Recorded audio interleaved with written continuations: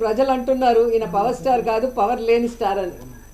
ఎందుకంటే ఈ మధ్యలోనే 2019లో అనుకుంటా ఒక మీటింగ్లో, పబ్లిక్ మీటింగ్లో అంటూ ఉండేవాడు పవన్ కళ్యాణ్, జనసేన అంటే కుక్క బిస్కెట్లు వేస్తే తోకూపుకుంటూ మన వెనక తిరుగుతారు, వీళ్ళకి 10-15 సీట్లు ఎక్కువ అని తెలుగుదేశం వాళ్ళు మన అవమానిస్తున్నారు, మన పార్టీ ప్రజల కోసం పుట్టిన పార్టీ, మనం ఎవరి బిస్కెట్లకి తల వంచం, మనమే వాళ్ళకి ఎన్ని కావాలో అన్ని ఇస్తామని చాలా పెద్ద పెద్ద మాటలు మాట్లాడారు. మరి ఈరోజు 24 సీట్లకి కుక్క బిస్కెట్లు వేస్తే తోకూపినట్టు ఎందుకు తోకూపుకుంటూ చంద్రబాబు నాయుడుతో ప్రెస్ మీట్ పెట్టారో పవన్ కళ్యాణ్ చెప్పాల్సిన అవసరం ఉంది. చాలా పెద్ద పెద్ద డైలాగులు కూడా చెప్పాడు. సముద్రం ఎవరి కాళ్ళు పట్టుకోదు, పర్వతం తల వంచదు అని. మరి ఏ ప్యాకేజీ కోసం 24 సీట్లకే చంద్రబాబు నాయుడు కాళ్ళు పట్టుకున్నావు? ఈరోజు చంద్రబాబు నాయుడు ఇచ్చిన ముష్టి 24 సీట్లకే ఎందుకు తల వంచావు పవన్ కళ్యాణ్ అని జనసేన కార్యకర్తలు నాయకులకి సమాధానం చెప్పాలి. నిజంగా ఎంత బాధాకరం అంటే, చెప్పుకోవడానికేమో గొప్పగా 40 years ఇండస్ట్రీ, నాకు విజన్ ఉంది, విస్తరాకుల కట్టుంది, నేను కేంద్రంలో చక్రం తిప్పానని చెప్పుకునే చంద్రబాబు నాయుడు ఒక సైడు, సినిమాల్లో పవర్ స్టార్ అని చెప్పుకుంటూ బయట పవర్ లేని స్టార్గా తిరుగుతూ మళ్ళీ బింకాలు పలికే పవన్ కళ్యాణ్ ఒకవైపు.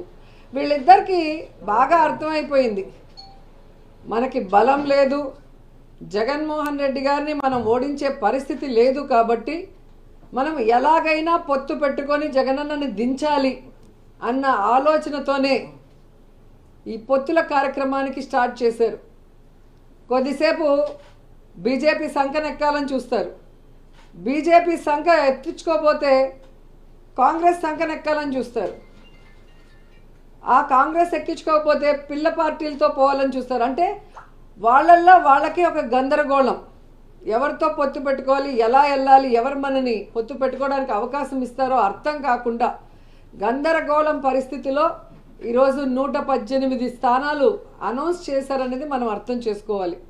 కానీ ఆ 118 స్థానాల్లో 24 స్థానాలు జనసేనకి ఇచ్చారు, మిగతా స్థానాలు తెలుగుదేశం పార్టీకి ఇస్తే అందులో చంద్రబాబు నాయుడు స్థానం కుప్పమని ఆయన అనౌన్స్ చేసుకున్నాడు, బాలకృష్ణ స్థానం హిందూపురం అని అనౌన్స్ చేశారు, అలాగే లోకేష్ మంగళగిరి స్థానం అని అనౌన్స్ చేసుకున్నారు.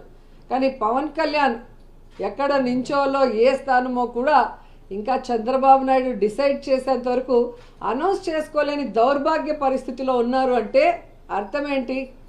ఒక చోట ఓడిపోయిన వాడికి మొదట ఇచ్చారు, 2 చోట్ల ఓడిపోయిన వాడికి తర్వాత ఇస్తాంలే సెకండ్ జాబితాలో అని ఒక కేర్లెస్నెస్ ఏమో పవన్ కళ్యాణ్ చంద్రబాబు నాయుడిని అడిగి తెలుసుకోవాలని కూడా ఈ సందర్భంగా తెలియజేసుకుంటున్నా. అండ్ ఈరోజు మీరు చూస్తే వీళ్ళిద్దరికీ చెప్పుకోవడానికి ప్రజలకు చేసింది ఏమీ లేదు. చంద్రబాబు నాయుడు 14 సంవత్సరాలు ముఖ్యమంత్రిగా ఉండి ఏ రోజు తాను ఇచ్చిన మేనిఫెస్టోని ప్రజల కోసం చేసింది లేదు. అలాగే పవన్ కళ్యాణ్ ఎందుకు పార్టీ పెట్టాడో తెలీదు, తాను అధికారంలోకి వస్తే ఏం చేస్తానో ఇంతవరకు చెప్పింది లేదు. ఎంతసేపు వైఎస్ఆర్ కాంగ్రెస్ పార్టీ నాయకుల్ని ఎర్ర పుస్తకాల్లో రాసుకున్నానని ఒకడు, అధికారంలో వస్తే జైల్లో పెడతామని ఒకడు, బట్టలూడి కొడతామని ఇంకొకడు చెప్పుకోవడమే తప్ప వీరి వల్ల ఈ రాష్ట్రానికి ఏమైనా ప్రయోజనం ఉందా అంటే శూన్యం అనేది రాష్ట్ర ప్రజలకు తెలుసు. కానీ తెలుగుదేశం పార్టీ వాళ్ళు చూస్తే ఈరోజు మేము రాష్ట్ర భవిష్యత్తు కోసమే ఈ పొత్తు పెట్టుకున్నాము అంటుంటే అందరూ కూడా నవ్వుకుంటున్నారు. ఎందుకంటే చంద్రబాబు నాయుడు ముఖ్యమంత్రిగా 3 సార్లు చేశాడు. ఈ 3 సార్లలో రాష్ట్ర భవిష్యత్తుని ఎప్పుడైనా కాపాడా అనేది ఈ రాష్ట్ర ప్రజలు ఒకసారి ఆలోచించాలి. ముఖ్యంగా రాష్ట్రం విడిపోయిన తర్వాత అనుభవం ఉంది అని చెప్పి మళ్ళీ చంద్రబాబు నాయుడికి అధికారం ఇస్తే పోనీ రాష్ట్ర భవిష్యత్తుని ఏమైనా కాపాడా? రాష్ట్రాన్ని అప్పుల్లో ముంచేశాడు.